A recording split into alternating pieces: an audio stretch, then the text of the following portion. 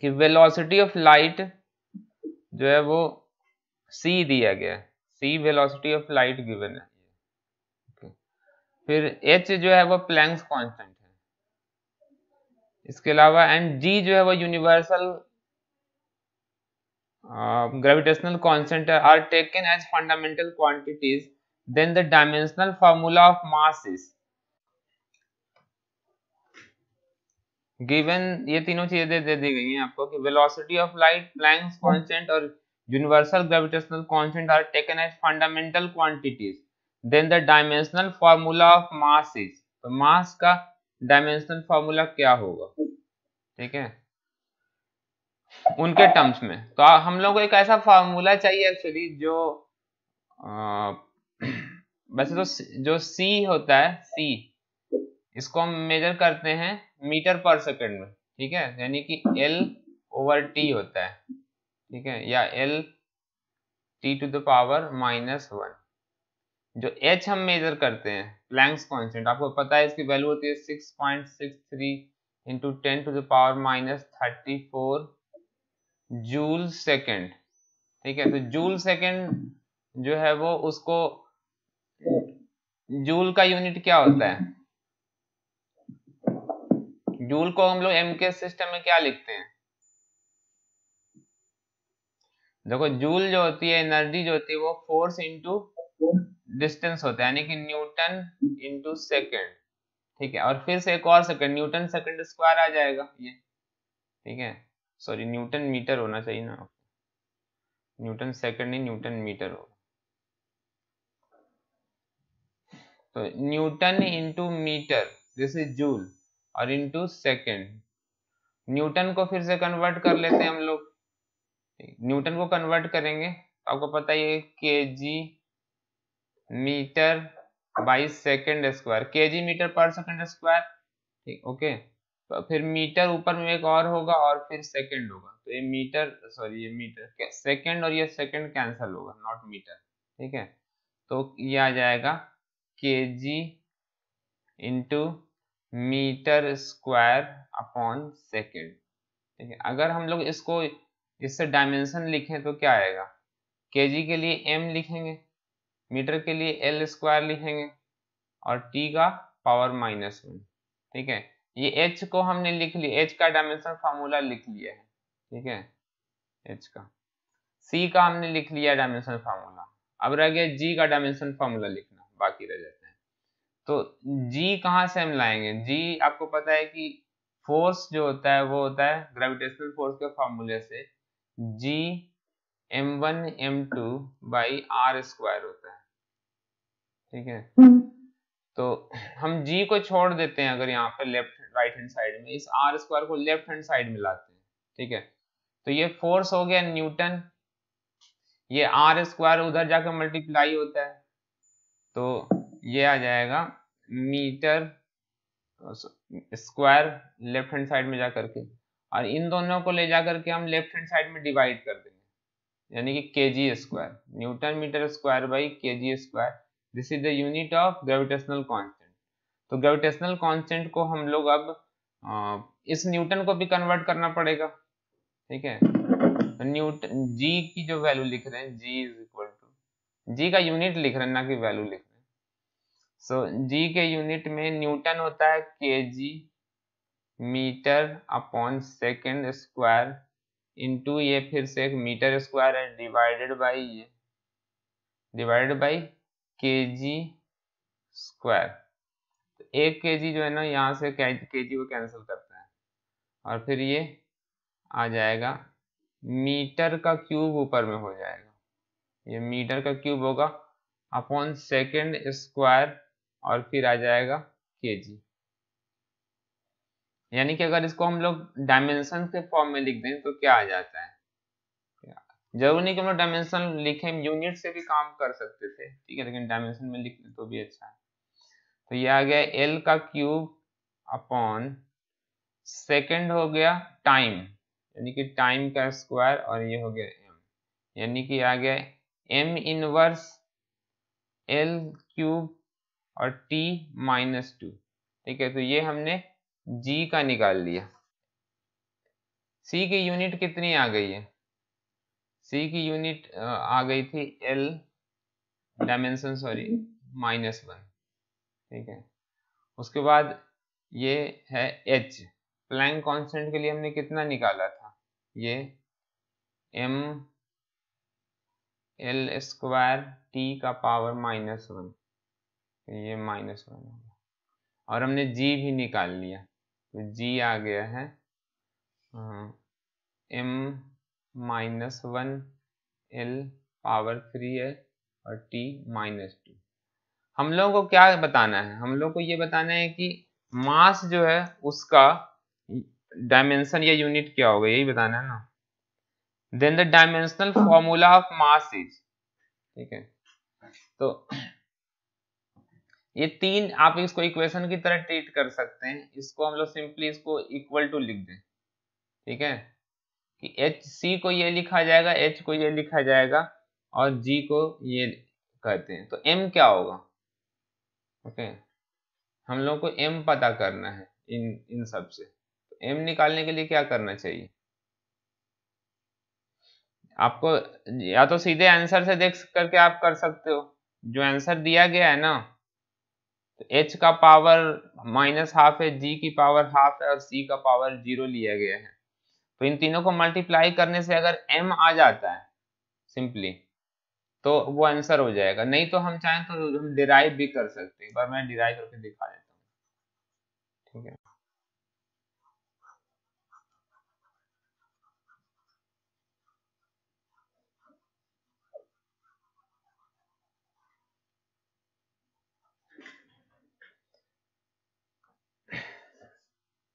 तो कुछ ऐसा करना है कि इसमें से एक m बच जाए। तो मैं काम करता हूँ कि इसको बचाने के लिए मैं एच स्क्वायर ले लेता हूँ, तो एक m आ जाएगा और फिर इसको मल्टीप्लाई करता हूँ। एच स्क्वायर इंटू जी करेंगे, एच स्क्वायर करेंगे तो आएगा m स्क्वायर l का पावर 4 t का पावर -2, ठीक है, एच स्क्वायर हो गया। और इसको मल्टीप्लाई कर रहे हैं हम g से, तो ये है m की पावर -1 l का क्यूब t का पावर -2। जब ये मल्टीप्लाई होंगे तो m स्क्वायर इंटू एम की पावर -1, तो m दे देगा। l टू द पावर 4 है और l का पावर यहाँ पे 3 है, तो l टू द पावर 7 आ जाता है और यहाँ पे फिर t का पावर -4 आ जाएगा, ठीक है। एच स्क्वायर को g से मल्टीप्लाई कर दिया गया। अब हमें ये नहीं चाहिए था, ये एक्स्ट्रा टर्म हमारे पास ये आ गया है, ठीक है। तो इसको हटाने के लिए हम लोगों को c को यूज करना चाहिए, ठीक है। थोड़ा सा इसमें टाइम ज्यादा लग सकता है, इसलिए आंसर से ही करना ठीक रहेगा, क्योंकि हम अंदाजे से ये कर रहे हैं ना। तो अब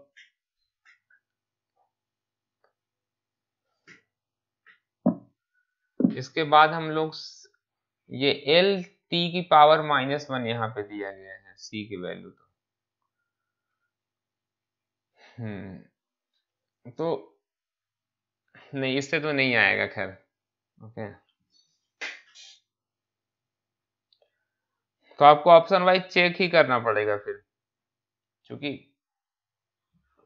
इससे थोड़ा सा ज्यादा टाइम लग रहा है। एच का पावर -1, अगर आप ये करेक्ट ऑप्शन जो है अगर उसको सीधे चेक कर लो तो उससे भी आप बता सकते हो, ठीक है। मैं आपको उससे करके बता रहा हूँ कि एच का पावर अगर हाफ करेंगे, एच की पावर हाफ, ठीक है, तो वो आ जाएगा m का पावर हाफ, l का पावर 1 एंड t का पावर -हाफ आ जाएगा, ठीक है।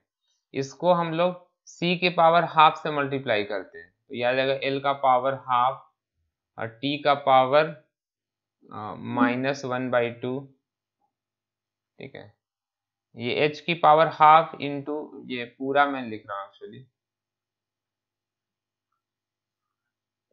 h का पावर हाफ इंटू c का पावर हाफ इंटू g का पावर -हाफ, ये कर रहे हैं, ठीक है। तो ये हो गया, और g की पावर -हाफ करेंगे तो -हाफ का मतलब नीचे चला जाएगा सब कुछ, तो यानी कि m का पावर -हाफ t l का पावर 3/2 और t का पावर -1, समझ। फिर इसको लिख देते हैं ये m का पावर हाफ जो है ये ऊपर जाकर के ये दोनों ऐड हो जाएगा और मिलेगा m बन जाएगा।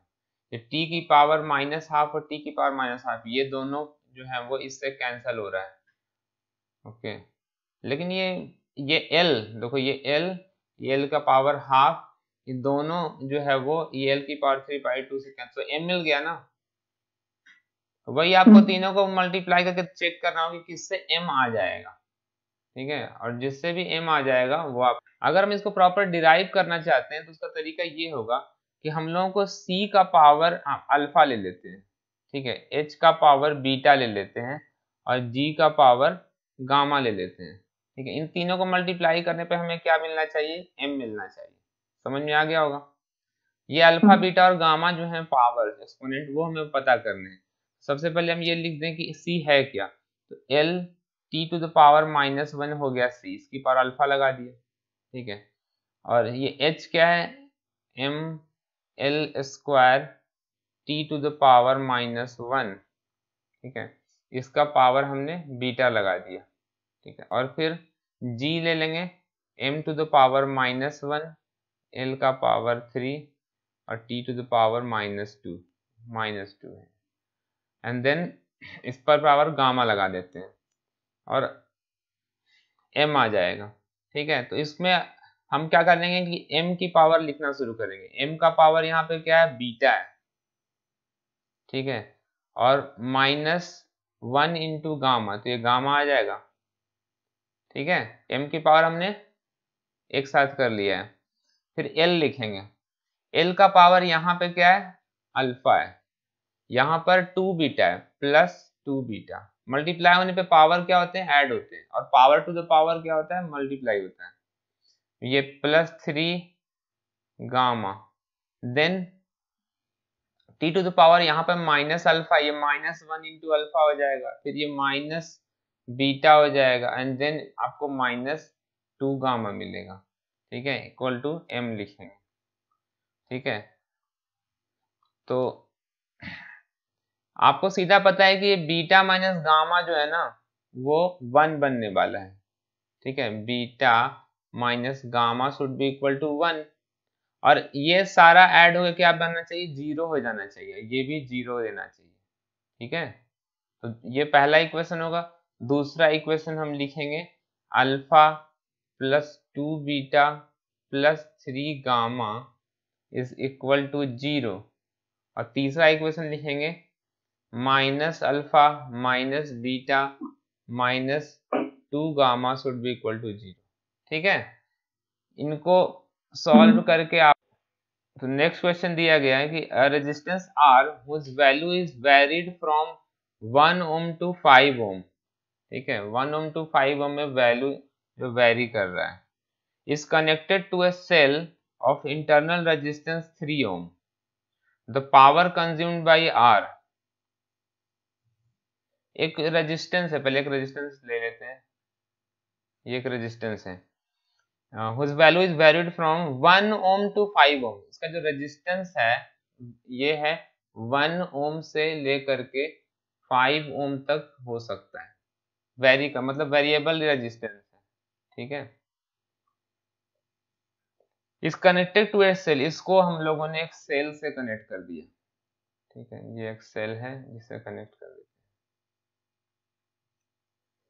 ठीक है, ये पॉजिटिव हो गया, नेगेटिव ऑफ इंटरनल रेजिस्टेंस, इस सेल का अपना एक इंटरनल रेजिस्टेंस है, वो मैंने देखो यहाँ पे दिखा दिया है।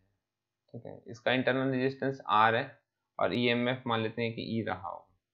ठीक है, the power consumed by R, आपको बताना है द पावर, ये जो R है उसका पावर कंज्यूम जो होगा वो increases continuously, decreases continuously, first decrease then increase, first increases then decreases. ठीक है, a resistance R whose value is varied from 1 ohm to 5 ohm is connected to a cell of internal resistance 3 ohm, यानी कि इसका जो हम अगर resistance बढ़ाते जाएंगे तो पावर कंजम्पशन का क्या होगा। ठीक है, तो आपको पता है कि किसी भी वक्त जो करंट होता है, ठीक है, इसमें कितना करंट फ्लो हो रहा होगा, E is equal to R into I plus R into I. ठीक है, या यूं कहें कि टोटल रेजिस्टेंस जो है वो मैं लिख सकता था कि R plus small r into I, ये ईएमएफ के बराबर होगा। ठीक है, इंटरनल रेजिस्टेंस तो कांस्टेंट है, R जो है वो बदल रहा है। ठीक है, तो पावर जो इसमें डेसिपेशन होगा इस रेजिस्टेंस के थ्रू, ठीक है, पावर कंज्यूम्ड बाय, यहाँ पर बताना ये है कि the power consumed by capital R resistance, तो पावर जो लिखेंगे हम लोग, पावर इक्वल टू क्या होता है, वोल्टेज इंटू करंट होता है। तो इसमें वोल्टेज ड्रॉप कितना बनेगा, इसमें जो वोल्टेज ड्रॉप आएगा वो आई इंटू आर होगा। ठीक है, आई इंटू आर, ये वोल्टेज ड्रॉप हो गया, और इंटू जो करंट जा रहा है वो है आई, यानी कि आई स्क्वायर आर। ठीक है, तो अब चूंकि हम आर को आर जो है वो बढ़ा रहे हैं, तो आर के बढ़ने से करंट का क्या होगा, अगर यहां से देखें तो I is equal to E upon R plus R है। ठीक है, तो मैं आई की इस वैल्यू को यहाँ पे सब्स्टिट्यूट कर देता हूँ, तो इसको अगर लिखेंगे हम E upon R plus R का होल स्क्वायर इंटू आर। ठीक है, तो बाकी तो ई तो कांस्टेंट है। ओके, तो ये जो आ रहा है वो E square is constant into R upon R plus small R का ये होल स्क्वायर होगा। ठीक है, यहाँ पे होल स्क्वायर है। तो ये जो टर्म हम देख रहे हैं, ऊपर में एक लिनियर टर्म है, नीचे में क्या है, क्वाड्रेटिक है। तो ऑब्वियसली हम ये देख सकते हैं कि जो हम फंक्शन के डिटेल में नहीं जा रहे हैं, लेकिन अगर आप ध्यान से देखें तो जो पावर है वो, इसका ग्राफ कैसा होगा, ठीक है, ये इस बात पे डिपेंड करता है। ठीक है, इसका ग्राफ कैसा होगा, अगर हम लोग R जो इंटरनल रेजिस्टेंस जो दिया गया है 3, इसको पुट ही कर दें। ठीक है, R छोड़ देते हैं ऊपर में, नीचे में R प्लस 3 का होल स्क्वायर ले देते हैं, तो इस फंक्शन का ग्राफ हमें बनाना पड़ेगा, और यहाँ पर ई स्क्वायर एक कांस्टेंट है। ओके, तो अगर मैं इसका ग्राफ प्लॉट कर दूं, ठीक है, तो वो फंक्शन कैसा, कब इंक्रीज करेगा कब कब डिक्रीज करेगा उस पर डिपेंड करता है। वैसे तो ये एक रैशनल फंक्शन है कि नहीं, क्योंकि ऊपर में एक आर है पॉलिनोमियल, नीचे में भी मिल रहा है आपको क्वाड्रेटिक। ठीक है, तो इसको थोड़ा सा ग्राफ के थ्रू आपको समझना पड़ेगा। अभी हम लोग ग्राफ इसका देखते हैं। जो हमें पावर मिला है, power as a function of R जो हमने निकाला है, वो आया था E square R upon R plus 3 whole square. ठीक है, अगर आपको पता है कि आर, सॉरी ये कैपिटल आर इक्वल टू -3, -3 तो हो ही नहीं सकता, रेजिस्टेंस की वैल्यू मिनिमम 0 हो सकती है, तो ये तो लेना ही गलत हो जाएगा। ठीक है, आप हम लोगों को इस वैल्यू को प्लॉट कर लेना होगा। ठीक है, तभी हम लोग, एक्चुअली दिया गया क्या कि फर्स्ट इंक्रीजेस देन डिक्रीजेस, ये करेक्ट आंसर ये है, तो वो आखिर कैसे आएगा। ठीक है, तो एक बार मैं आपको लाइन ड्रॉ करके समझा देता हूँ।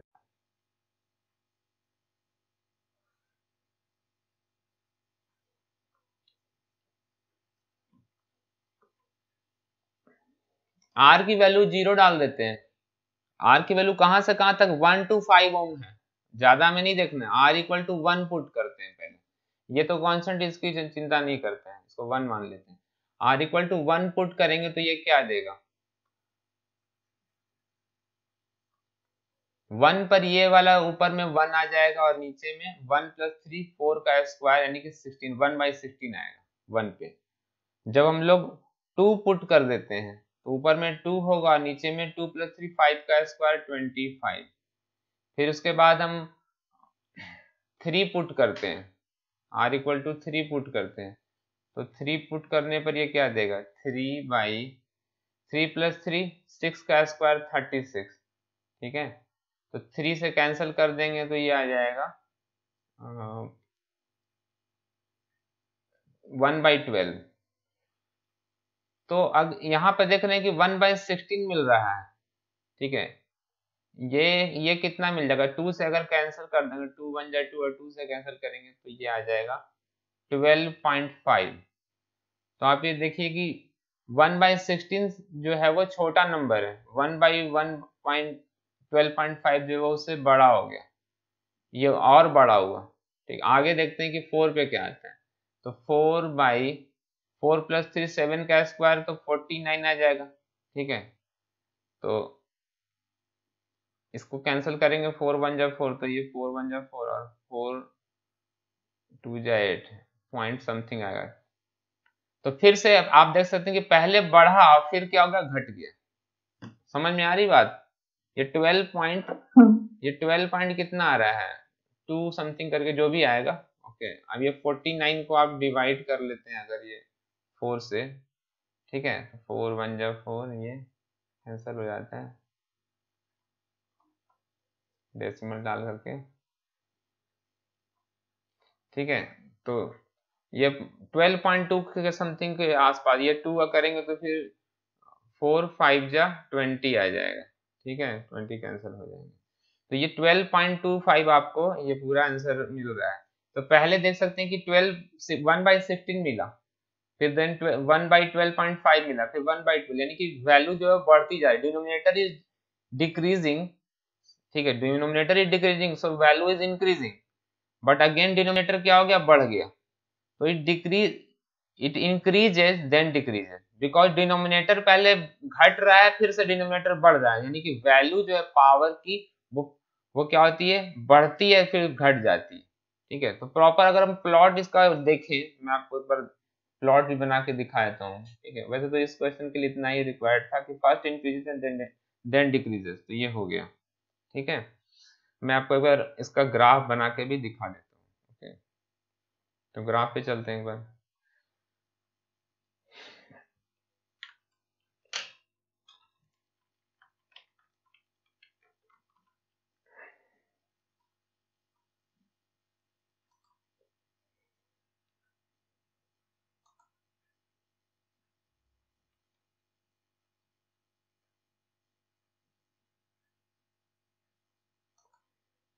ये फंक्शन दिया हुआ है वो x, मैं x के टर्म में लिखूंगा, x अपॉन ब्रैकेट में है x+3 होल स्क्वायर, x+3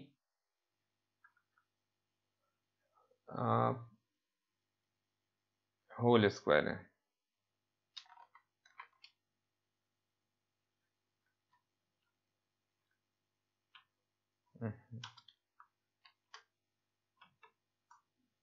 ठीक है।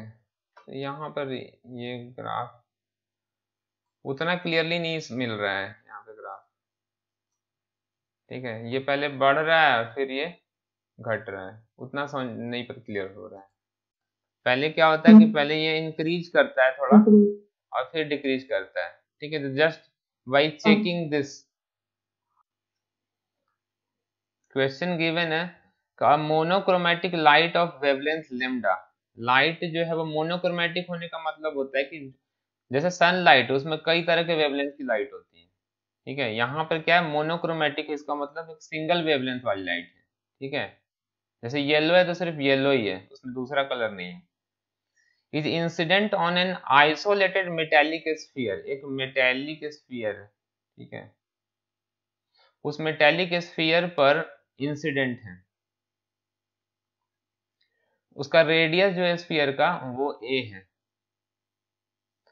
दिस थेस, अब ये जो रेडिएशन है इस पे इंसिडेंट हो रहा है, ठीक है। लेम्डा उसका वेवलेंथ है।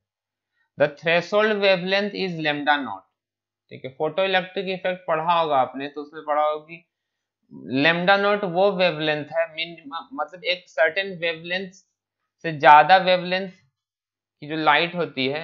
आपको पता है कि एनर्जी जो होता है किसी भी फोटोन का वो हम बताते हैं एच न्यू होता है, ठीक है। और न्यू क्या होती है, सी अपॉन लेमडा को हम न्यू कहते हैं, यानी कि आ गया H C upon lambda energy. तो जैसे जैसे वेवलेंथ बढ़ेगा एनर्जी जो है वो घटेगी, ठीक है। वेवलेंथ के बढ़ने से एनर्जी जो होता है फोटोन का वो घट जाता है। ठीक है, जब किसी आप मेटेलिक सरफेस पे रेडिएशन देते हैं, ठीक है, ये रेडिएशन इस पे आता है with some H nu frequency nu है, तो उसका वेवलेंथ एनर्जी क्या होगा उस फोटोन का, एच न्यू होगा। ठीक है, तो यहां से ये क्या करता है, if it has sufficient energy to eject the electron. ठीक है, तो इलेक्ट्रॉन जो होते हैं वो यहाँ से बाहर जाते हैं। ठीक है, विथ सम काइनेटिक एनर्जी। ठीक है, तो इसके लिए फोटो इलेक्ट्रिक इक्वेशन हम लिखते हैं कि एच न्यू जो इंसिडेंट जो एनर्जी है, हम एनर्जी का अकाउंटिंग कर रहे हैं कि कितना एनर्जी कंज्यूम हुआ, कितना एनर्जी बचा हुआ है। तो जो इलेक्ट्रॉन जो है which has some mass me, ठीक है, उसकी कुछ काइनेटिक एनर्जी होगी। तो जो फाइनल इसको निकालने के लिए कुछ अंदर से निकाल बाहर लाने के लिए एनर्जी चाहिए, उसको हम वर्क फंक्शन कहते हैं। तो कुछ वर्क फंक्शन जिसको फाई या डब्ल्यू कहा जाता है। ठीक है, ये हो गया work function plus kinetic energy. ठीक है, वर्क फंक्शन को हम लोग एच न्यू नॉट भी लिखते हैं। ठीक है, मतलब न्यू नॉट के टर्म्स में इसलिए लिख रहे हैं कि सबसे मिनिमम एनर्जी वाला फोटोन जो इजेक्ट करा सकता है एटलीस्ट उसको सरफेस तक ले आए। ठीक है, बाकी बाहर में जब निकलेगा तो काइनेटिक एनर्जी जीरो रहेगा। इसी को हम वर्क फंक्शन कहते हैं। तो वर्क फंक्शन को हम लिख रहे हैं फ्रीक्वेंसी के टर्म्स में, वो मिनिमम फ्रीक्वेंसी वाला फोटोन जो कि इलेक्ट्रॉन को जस्ट इजेक्ट करवा दे। काइनेटिक एनर्जी जीरो होगी, कोई बात नहीं, लेकिन अगर हम उससे हायर फ्रीक्वेंसी वाले फोटोन को भेजेंगे, ठीक है, तो इजेक्ट कराने के साथ साथ उसके पास एक्स्ट्रा एनर्जी बची रहती है। ठीक है, जो कि हम लिख सकते हैं half into M E into V, जिस वेलोसिटी से वो आगे बढ़ता है। तो ये आपको फोटो इलेक्ट्रिक इफेक्ट के लिए जो इंपॉर्टेंट फॉर्मूला इक्वेशन है। ठीक है, अब जो क्वेश्चन में कहा जा रहा है उसके पर आते वापस। तो यहाँ कहा जा रहा है क्या कि a monochromatic light of wavelength lambda is incident on an isolated metallic sphere of radius a. The threshold wavelength is lambda naught. ठीक है, तो थ्रेशोल्ड मतलब इतना आपको इससे कम वेवलेंथ का होना चाहिए, क्योंकि अगर इससे ज्यादा वेवलेंथ का हुआ तो फिर वो इजेक्ट नहीं करा पाएगा इलेक्ट्रॉन्स को। ठीक है, तो थ्रेशोल्ड इसीलिए कहा गया है, इससे कम वेवलेंथ का होना चाहिए, यानी कि lambda should be less than lambda naught. Lambda naught is the threshold wavelength. तो जितने भी अगर हम इजेक्ट करवाना चाहते हैं इलेक्ट्रॉन तो उस वेवलेंथ से कम वेवलेंथ होना चाहिए। ठीक है, find the number of photo electrons emitted before the emission of. तो देखो आपके पास जो स्फीयर जो दिया हुआ है, ठीक है, स्फीयर इसका जो रेडियस a है, जब आप इस पे फोटोन इंसिडेंट करवाते हैं विथ वेवलेंथ लेमडा, तो इसमें फोटो इलेक्ट्रिक इफेक्ट होना शुरू होता है। ठीक है, जिसकी वजह से चार्ज पार्टिकल जो है, जो इलेक्ट्रॉन्स निकलते हैं, वो इस स्फीयर को चार्ज करना शुरू कर देंगे, इस पे चार्ज माइनस चार्ज आने लग जाएगा। ठीक है, तो इस स्फीयर का कैपेसिटेंस पहले हम निकालते हैं, कितना चार्ज स्टोर कर सकता है। कैपेसिटेंस कितना होता है, 4 pi epsilon naught into radius a, ये हो गया कैपेसिटेंस। ठीक है, इतना कैपेसिटेंस जब ये फुली चार्ज हो जाएगा ना, उसके बाद फिर ये जो इमिशन है चार्ज पार्टिकल का वो बंद हो जाएगा, क्योंकि वो फुली चार्ज हो चुका, उससे ज्यादा चार्ज वो फिर होल्ड नहीं कर सकता। ठीक है, तो Q इक्वल टू होता है CV। ठीक है, तो हम पहले ये V निकाल लेते हैं। ओके, तो फिर हम लोगों को वो चार्ज निकल जाएगा। नंबर ऑफ चार्ज पार्टिकल निकालने के लिए टोटल चार्ज जो स्फीयर पे बनेगा उसको हम इलेक्ट्रॉन के एक चार्ज से डिवाइड कर देंगे। तो नंबर ऑफ चार्ज पार्टिकल, जब ये कंप्लीटली चार्ज हो जाएगा तो कितना चार्ज रहेगा उसको हमने Q मान लिया है। ठीक है, उसमें कुछ वोल्टेज रहा होगा, पोटेंशियल बन गया होगा। ठीक है, तो जितना चार्ज इस पे स्टोर हुआ है उसको अगर इलेक्ट्रॉन के चार्ज से हम डिवाइड कर देंगे तो नंबर ऑफ इलेक्ट्रॉन्स निकल जाएंगे, और जैसे ये कंप्लीटली चार्ज हो जाएगा, ठीक है, तो फिर उसके बाद क्या होगा, उसके बाद फर्दर जो है वो फोटो इलेक्ट्रिक इमिशन जो है वो बंद हो जाएगा। ठीक है, जितना इजेक्ट होना था सो हो गया, अब उससे ज्यादा नहीं हो सकता, बिकॉज इसकी इतनी पोटेंशियल हो जाएगी, ठीक है, कि वो इलेक्ट्रॉन्स को फिर इजेक्ट नहीं होने देगा। ठीक, तो सबसे पहले हम लोग यहाँ पे लगा देते हैं फॉर्मूला। तो जो एनर्जी मिल रही है, ठीक है, वो कितनी होगी, जो एनर्जी इलेक्ट्रॉन्स को इजेक्ट कराने के लिए मिल रही काइनेटिक एनर्जी, ठीक है, वो कितना है, वो एनर्जी हो जाएगा एच न्यू, यानी कि एच न्यू के टर्म में नहीं, हम लोग लेमडा के टर्म में लिख लेते हैं, ठीक है ना, एच सी बाई लेमडा, इतनी एनर्जी आ रही थी। कितना एनर्जी स्फीयर ने वर्क फंक्शन में खर्च कर लिया, ठीक है, वो H C upon lambda not हो जाएगा, इतना एनर्जी जो है वो इलेक्ट्रॉन्स को मिलेगा, ठीक है, इजेक्ट होने के लिए।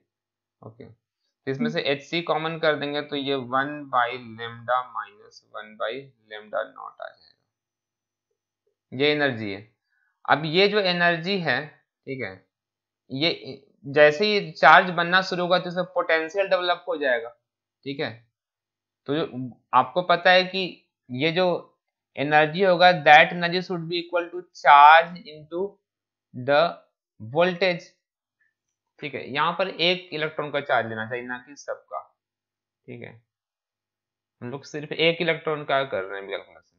ई इंटू वी, जो ये एनर्जी मतलब इंसिडेंट जो एनर्जी है एक फोटोन की, और जितनी एनर्जी वर्क फंक्शन में खर्च हो गई, ठीक है, दोनों को हम लोगों ने माइनस कर दिया, तो ये जो एनर्जी है that energy will be available for for the kinetic energy of electrons, मतलब इलेक्ट्रॉन को के पास इतनी एनर्जी आ जाएगी, ठीक है, एक फोटोन की एनर्जी एक इलेक्ट्रॉन को इतनी मिलेगी।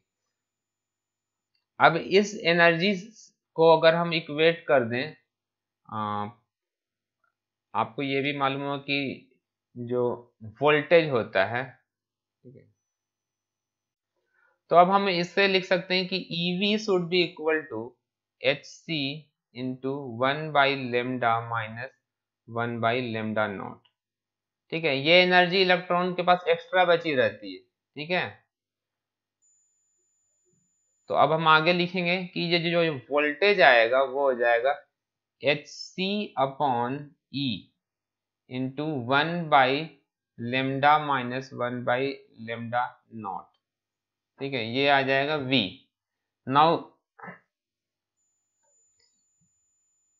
फिर इसके बाद जब V निकल चुका है तो हम लोग Q निकाल लेंगे, तो Q इक्वल टू CV है, और C की वैल्यू कितनी है 4πε0 इंटू A, ये हो गया C, इसको मल्टीप्लाई करेंगे V जो हमने निकाला है H C upon E into 1/λ naught नहीं होगा, लेमडा माइनस 1/λ नॉट, ठीक है, तो 4πε0 A एच सी। अब अगर हम लोगों को नंबर ऑफ इलेक्ट्रॉन्स निकालना है तो Q को क्या करना पड़ेगा, सिंपली डिवाइड करना होगा E से, ठीक है, तो हम लोग वो करके आंसर निकाल लेते हैं, फाइनल जो आंसर आएगा वो हो जाएगा, ये कैपेसिटेंस में मिटा दूं, नंबर ऑफ इलेक्ट्रॉन्स ये Q बाई E हो जाएगा, वो आएगा 4πε0 A H C upon E, एक पहले से ही था, एक और E आ जाएगा तो E स्क्वायर हो जाएगा 1/λ माइनस 1/λ नॉट, ठीक है, तो ये आपका फाइनल आंसर होगा, ठीक है, इतना जो है वो इतने इलेक्ट्रॉन जो होंगे वो इसमें इजेक्ट हो जाएंगे। क्या, find the number of photo electrons emitted before the emission of photo electrons will stop, तो इसके बाद इमिशन स्टॉप हो जाएगा, क्योंकि ये फिर क्या होगा complete. Calculate the two highest wavelengths of the radiation emitted when hydrogen atom make transition from higher states to n equal to 2 states, ठीक है, स्टेट, तो ये है न्यूक्लियस मान लेते हैं, और इसके बाहर जो है वो एक ऑर्बिट बनाते हैं, ठीक है, ये एक ऑर्बिट है हाइड्रोजन एटम का, दूसरा ऑर्बिट ड्रॉ करते हैं, ठीक है। ये है n equal to 1 not m, ये है n इक्वल 1, ये है n इक्वल टू 2, और इसके बाद फिर हम लोग और हायर का ले सकते हैं। ठीक है, एक दो ऑर्बिट और ले लेते हैं, ये एक ऑर्बिट है और ये एक ऑर्बिट ले लेते हैं, n equal to 3, n equal to 4। ठीक है, तो आपको ये मालूम है वेव नंबर का फॉर्मूला। ठीक है, वेव नंबर का फॉर्मूला जो होता है 1/λ को हम क्या कहते हैं, वेव नंबर कहते हैं, is equal to Rydberg constant into 1 by, sorry ये n1 होता है, n1 का स्क्वायर माइनस 1/n2 का स्क्वायर। ठीक है, तो ये वेव नंबर होता है। Calculate the two highest wavelengths of radiation emitted when hydrogen atom make transition from higher stage to n equal to 2। तो हम लोगों को दिया जा रहा है कि n1 जो है वो आपको 2 दे दिया गया है। ठीक है, अब हम यहाँ पर n2 की वैल्यू क्या रखें कि हाईएस्ट होगा वो वेवलेंथ। क्वेश्चन मैंने मिस कर दिया कहाँ। तो हाईएस्ट वेवलेंथ मतलब लेमडा को क्या करना है, मैक्सिमाइज करना है, सबसे ज्यादा लेमडा कब होगा। तो ये जो फॉर्मूला दिया जा रहा है, ठीक है, ये तो 1/λ का फॉर्मूला है। ओके, 1/λ का फॉर्मूला है यहाँ पर। तो 1/λ की वैल्यू मिनिमम जब होगी तो लेमडा की वैल्यू क्या होगी, मैक्सिमम होगी। यानी कि जो राइट हैंड साइड में जो हमें दिख रहा है, ठीक है, इस क्वांटिटी की वैल्यू जब मिनिमम होगी, ठीक है, तो लेमडा की वैल्यू क्या होगी, मैक्सिमम हो जाएगी, क्योंकि ये 1/λ का है, सो इसका मिनिमम वैल्यू लेमडा को मैक्सिमम कर देगा। ठीक है, तो ये हम r को छोड़ देते हैं, यहाँ पर r रहेगा। ठीक है, 1/n1 का स्क्वायर 2 का स्क्वायर 4 दे देगा, माइनस 1 यहाँ पर आपको पुट करना है n2 का स्क्वायर। ठीक है, तो लेमडा की वैल्यू मैक्सिमम करने के लिए हमें इसे मिनिमम करना होगा, है ना। इसको क्या करना है, हमें मिनिमम बनाना है। ठीक है, और इसको मिनिमम करने के लिए आप ये देखेंगे कि ये जो क्वांटिटी सब्ट्रैक्ट हो रहा है, जो क्वांटिटी सब्ट्रैक्ट हो रही है, ठीक है, इसको क्या करना पड़ेगा, इसको हमें मैक्सिमम बनाना पड़ेगा। सबसे ज्यादा होगा तभी तो सबसे कम आएगा, ये पूरी क्वांटिटी मिनिमम हो पाएगी। इस क्वांटिटी को मिनिमम करने के लिए इसको क्या करना पड़ेगा, मैक्सिमम करना पड़ेगा। और इसको मैक्सिमम करने के लिए ये जो डिनोमिनेटर है इसको हमें क्या करना पड़ेगा, मिनिमम करना पड़ेगा। ठीक है, तो इसको मिनिमम करने के लिए हम n2 की जो सबसे छोटी वैल्यूज हैं वो पुट करेंगे। ठीक है, तो n2 की सबसे छोटी वैल्यूज क्या हो सकती है, n2 के बाद जो है वो n3 और n4। ठीक है, तो हम ये वैल्यूज पुट करते हैं। ठीक है, और हम लोगों को two highest wavelengths of the radiation हमें बताने हैं। ठीक है, तो हम लोग इन दोनों की वैल्यू पुट करते हैं फॉर्मूले में। तो 1/λ is equal to r into 1/4 minus 1/3 का स्क्वायर एक होगा, और एक आ जाएगा, इसको लेमडा 1 कर देते हैं, और एक होगा लेमडा या लेमडा 3 कर देते हैं, क्योंकि 3 पुट किया ना हमने, इसको लेमडा 3 कर देते हैं, और 1/λ4 जो आएगा वो होगा r इंटू 1/4 माइनस 1/4 का स्क्वायर। ठीक है, तो हम इसकी वैल्यू पुट कर देते हैं 1.1 इंटू 10⁻7, ये r राइटबर्ग कांस्टेंट की वैल्यू हो गई, और ये 1/9 आ जाएगा, तो ये 9 माइनस 4 अपॉन 36 आएगा। ठीक है, और ये आ जाएगा 1.1 इंटू 10⁻7 इंटू देखो ये 16 है, तो हम लोग इसका जो एलसीएम लेंगे वो 16 आ जाएगा, तो ऊपर में 4 होगा, यहाँ पे माइनस, ये 4 है, माइनस 1 अपॉन 16। ठीक है, इनकी वैल्यू कैलकुलेट करेंगे तो ये इसको कैलकुलेट करके आप आंसर लाएंगे, ठीक है, यही आपका आंसर होगा। नैनोमीटर में निकाल, ये मीटर में आएगा, क्योंकि ये तो हम लोग लेमडा 1/λ निकाला है। लेमडा निकालने के लिए फिर इसका आपको रेसिप्रोकल लेना होगा और आपका आंसर आ जाएगा। 10⁻⁻7 में आएगा। मैं एक बार थोड़ा सा कैलकुलेशन कर ही देता हूँ। ये आएगा 36/9 में से 4 गए तो 5, यानी कि 5.5। मैं यहाँ पर लिख रहा हूँ कि that imply λ3 will be equal to, ठीक है, मैंने रेसिप्रोकल कर दिया है। तो 36/5.5 इंटू 10⁻⁻7, ठीक है, ये 5 या 7 के आसपास में आएगा अप्रोक्सीमेटली 7, क्योंकि 5.5 है ना, तो थोड़ा सा कम आएगा 7 से, इंटू 10⁻⁻7, यानी कि 700 नैनोमीटर आ रहा है ये। 10⁻9 करेंगे तो 700 नैनोमीटर के आसपास आ रहा है। ये एग्जैक्टली आपको कैलकुलेट करना है, आप कर लेना इसको।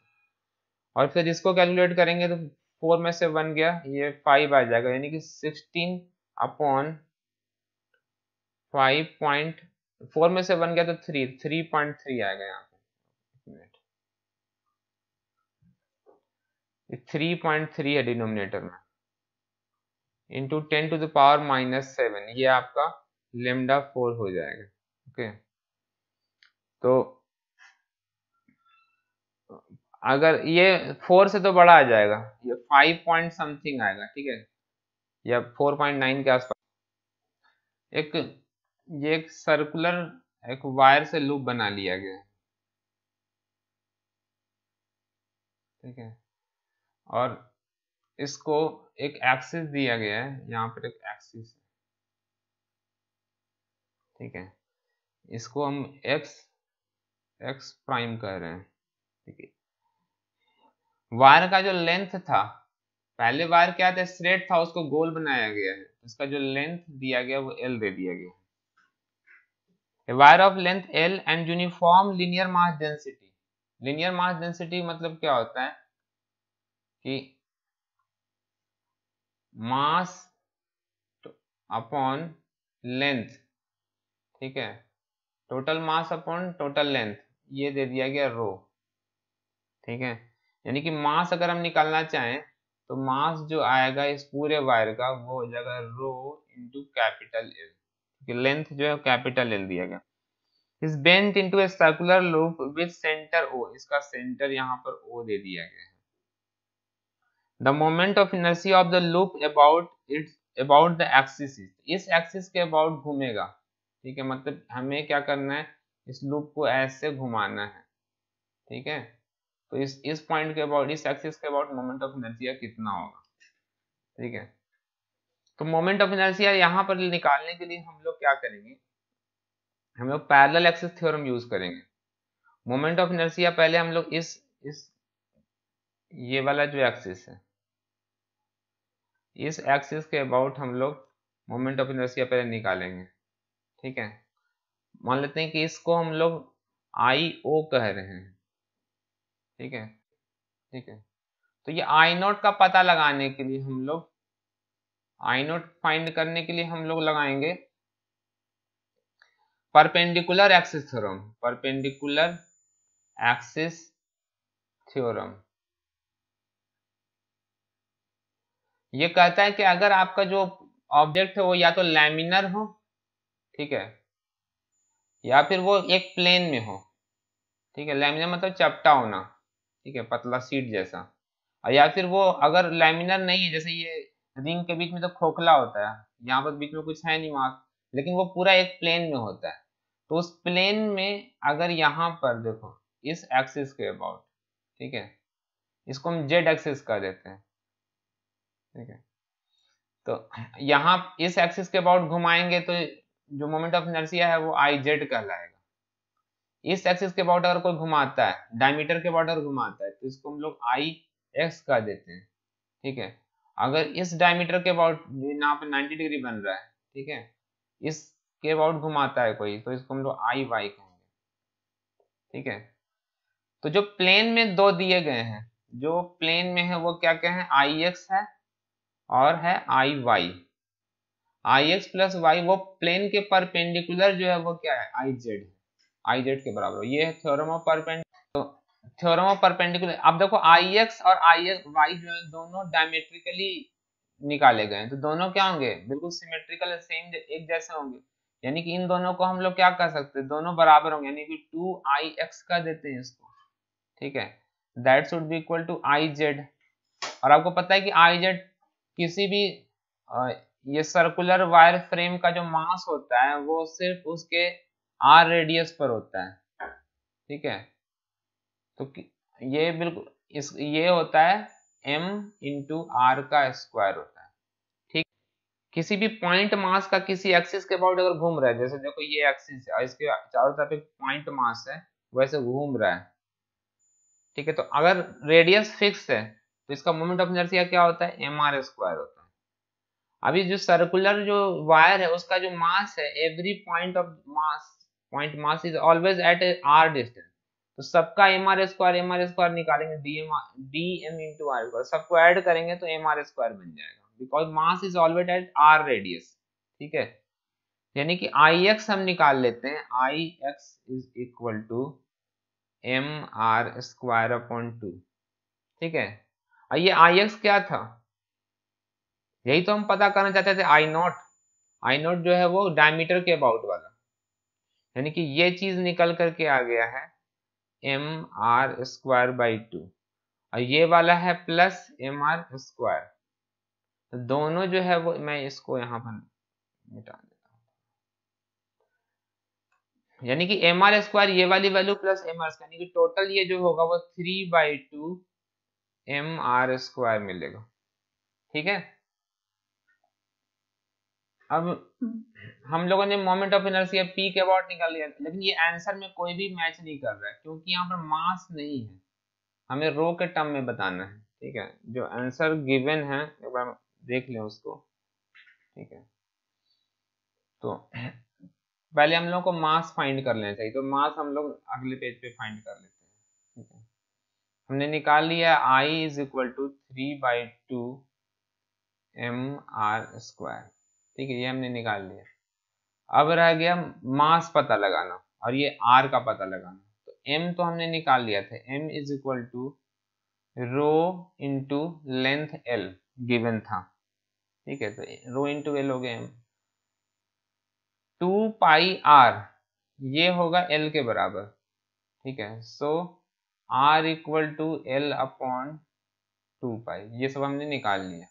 अब इसमें हम लोग पुट करते हैं वैल्यू, तो i की वैल्यू आएगी 3/2 इंटू एम के बदले डाल देते हैं हम यहाँ पर रो इंटू एल, ये हो गया m की वैल्यू, और l अपॉन 2π का होल स्क्वायर करेंगे, ठीक है। तो ये 3 रो एल का स्क्वायर और l मिलके l क्यूब बना देते हैं यहाँ पे, अपॉन देखो ये 4π स्क्वायर हो जाएगा, और 4 इंटू 2 क्या हो जाएगा 8, यहाँ पे 8π स्क्वायर, ठीक है।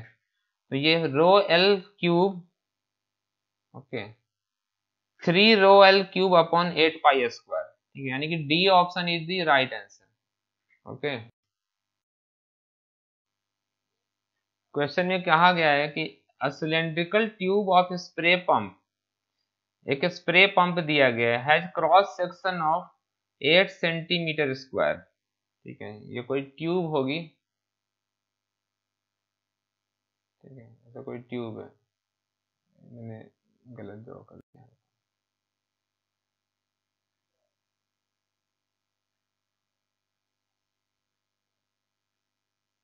ये एक ट्यूब है, इसका क्रॉस सेक्शन एरिया दे दिया गया है 8 centimetre square, one end of which has 40 fine holes, इसके एक तरफ में क्या है, छोटे छोटे होल्स है, ठीक है। जैसे पिचकारी होती है ना होली में, या ऐसे फवारे वाला जो होता है गार्डन का, या फिर जो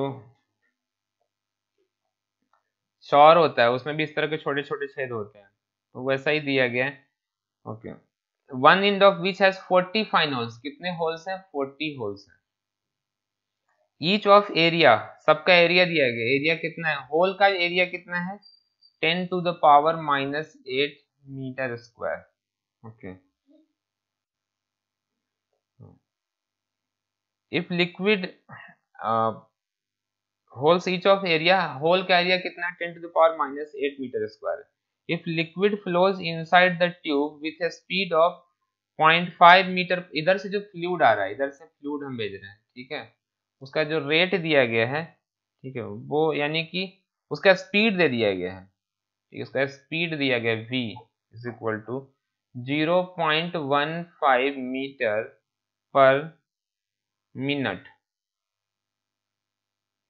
the speed with which the liquid ejected through the, तो इधर से जो अब इधर से क्या होगा, ये फव्वारे जो होंगे पानी के निकलने शुरू होंगे, ठीक है, यहाँ से निकलेगा पानी, ठीक है, तो उसका आपको क्या बताना है? स्पीड बताना है, ठीक है, पानी के फव्वारों का स्पीड, इसको मान लेते हैं कि हम लोग v1 का देते हैं, ये आपको v2 पता करना है। ओके, तो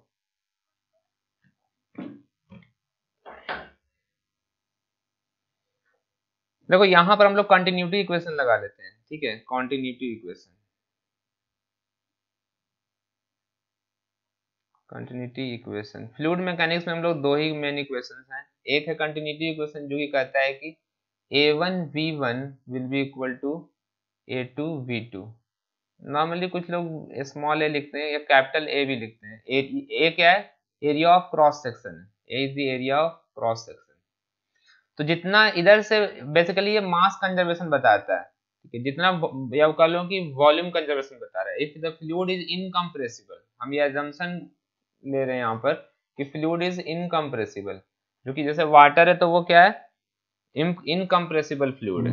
अगर कोई फ्लूइड कंप्रेसिबल है जैसे गैस है, ठीक है, तो वो कंप्रेसिबल है, तो हम उसको नहीं ले सकते यहाँ पर, तो फिर ये continuity equation will be invalid, ठीक है, तो ओनली फॉर इनकम्प्रेसिबल फ्लूइड्स। तो A1 क्या है? एरिया ऑफ क्रॉस सेक्शन, ठीक है, इधर का जो एरिया ऑफ क्रॉस सेक्शन है, इंटू V1 मतलब यहाँ से जिस स्पीड से आ रहा है उतना ही, जितना पानी इधर से आया उतना ही वॉल्यूम ऑफ वाटर इधर से निकलेगा, ठीक है, because the area has been reduced so speed have to increase, ठीक है, तो so that the volume in both sides should be constant, rate of flow जो होगा वो दोनों साइड बराबर आ जाएगा, ठीक है, मतलब टोटल वॉल्यूम जितना फ्लो करेगा दोनों साइड वो बराबर होगा। एरिया ऑफ क्रॉस सेक्शन इसका आपको पता है कि ये है 8 सेंटीमीटर स्क्वायर, 8 इंटू, और ये जो वेलोसिटी दी गई है यहाँ पर मीटर में है, ध्यान रखने की बात है कि ये दिया गया है 0.15 मीटर पर मिनट। ओके, तो मैं इसको अभी वही यूनिट में लिख रहा हूँ, 0.15 मीटर पर मिनट। मैं यूनिट्स भी एक साथ लिख देता हूँ, इससे थोड़ा सा सहूलियत होगा। ये 8 सेंटीमीटर स्क्वायर है, इसको मैंने मीटर पर मिनट से कर दिया है। इधर जो छेद है वो पहले तो कितने हैं? 40 है, तो पहले हम 40 से मल्टीप्लाई कर देते हैं, और एक जो छेद है उसका एरिया कितना है? 10 to the power -8 metre square में दिया गया है, centimetre square, metre square. Okay, तो इससे अच्छा होगा कि इस 8 सेंटीमीटर स्क्वायर को हम मीटर स्क्वायर में कन्वर्ट कर लें, ठीक है, तो 8 into 10 to the power, 1 centimetre में होते हैं 10 टू द पावर -2 मीटर, तो 10 to the power -4 metre square आ जाएगा, ठीक है, तो मैं इसको करेक्शन यहीं पे कर लेता हूँ, ये आ जाएगा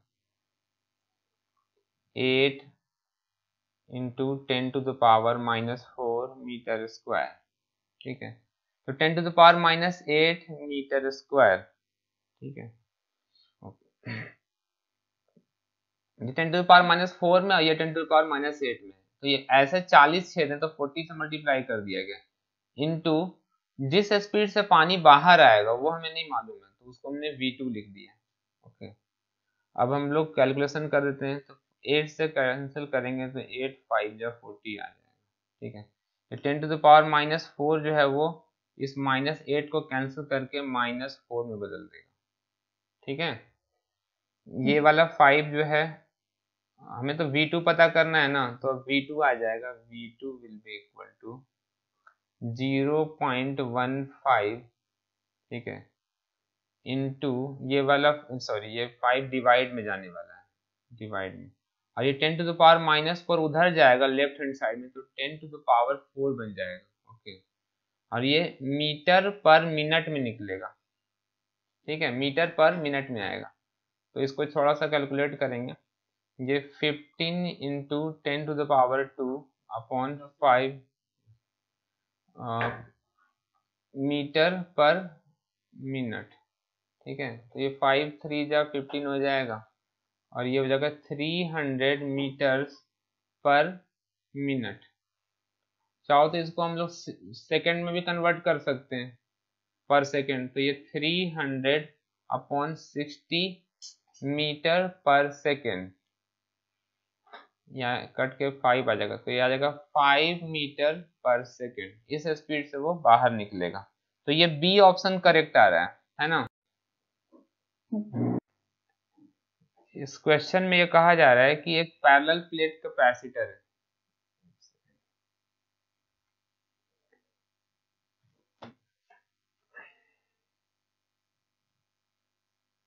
ये एक पैरेलल प्लेट कैपेसिटर है, ठीक है, ये पॉजिटिव प्लेट है, ये वाला नेगेटिव प्लेट रहा होगा, जो भी प्लेट है, ओके।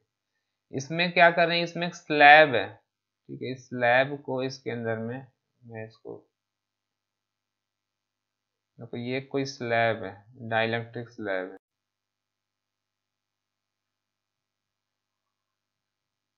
ये स्लैब है, ये स्लैब जो है इसके अंदर में इंटर कर रहा है, कितने स्पीड से, v से इंटर कर रहा है, ठीक है। तो इसका जो कैपेसिटेंस है वो स्लैब की वजह से चेंज होगा, ठीक है। तो हमें बताना ये है कि rate of change of the capacitance dc/dt find करना है, कितना होगा, ठीक है। तो हम लोग इसको इस तरीके से मान लेते हैं कि at this moment of time, यहाँ पर ये यहाँ तक इतना जो है वो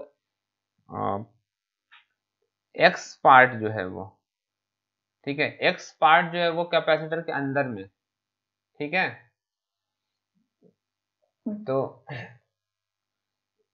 इसको हम दो कैपेसिटर्स के फॉर्म में मान सकते हैं, एक कैपेसिटर वो है जिसके अंदर में स्लैब लगा हुआ है, ठीक है, और एक वो कैपेसिटर है जो बचा हुआ है जिसमें स्लैब नहीं लगा हुआ है, ठीक है। चूंकि ये दोनों टच कर रहे हैं, यानी कि एक्चुअली ये दोनों कनेक्टेड है, ये दोनों यहाँ पर कनेक्टेड हैं कि नहीं, तो उसको हमने यहाँ पे बाहर से दिखा दिया, and these are connected.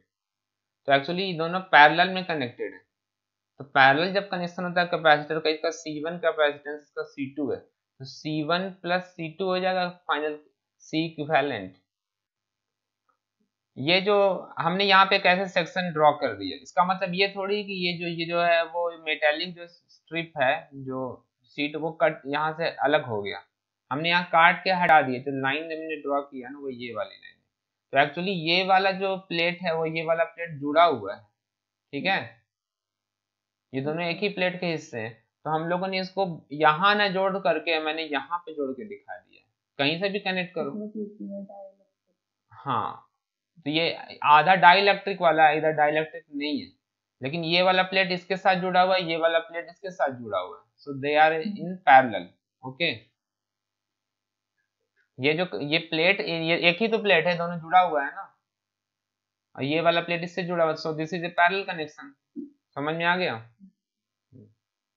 Series में तो तब होता ना कि जब ऐसे होता, ठीक है, ये ऐसे ऐसे रहता, फिर ये वाला जो है वो ऐसे हो जाता, ऐसा तो नहीं हो रहा।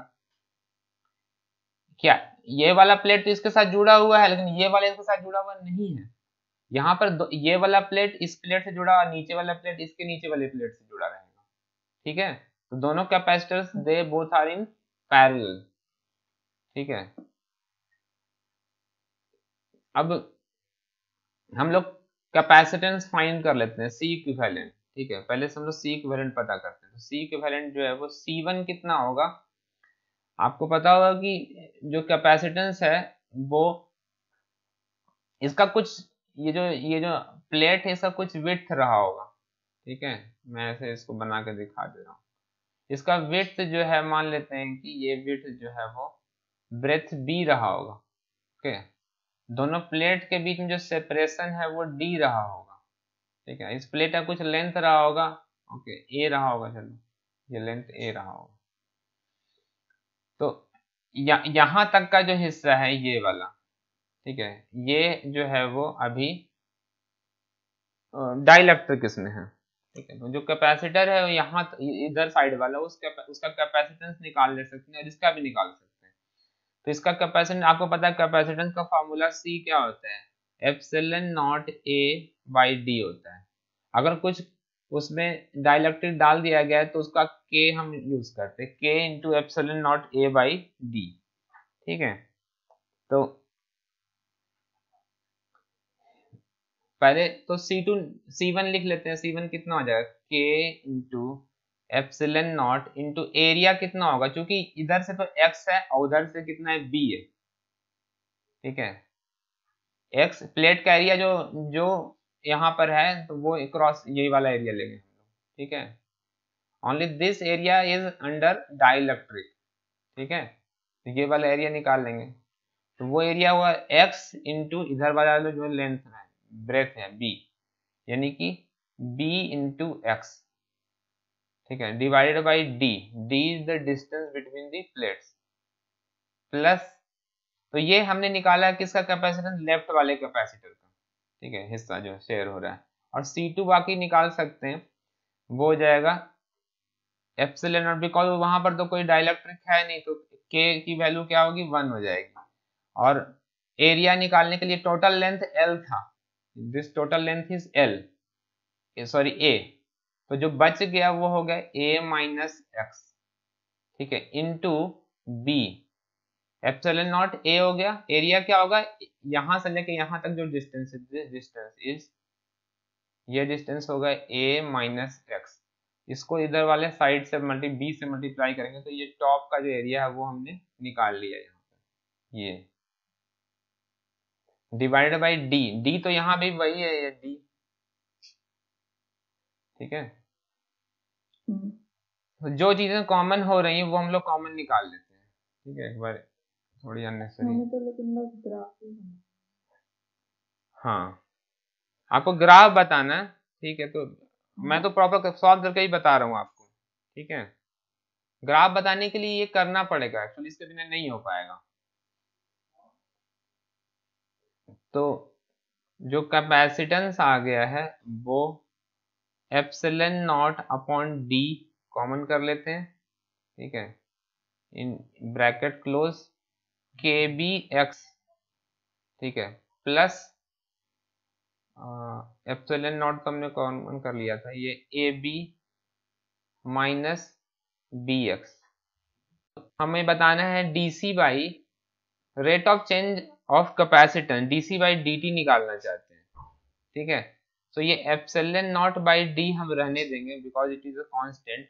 इसका डेरिवेटिव करेंगे, के बी एस का डेरिवेटिव आ जाएगा k b into D x by D t, a b is a constant तो ये आ जाएगा 0, और इसका डेरिवेटिव करेंगे माइनस बी एस का, तो minus B into D x by D t, ठीक है।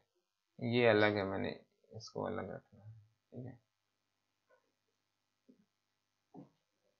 तो देखो dx by D T common कर लेते हैं, तो epsilon naught, okay, by D, epsilon naught by D into ये के B minus B into D x by D T आ जाएगा।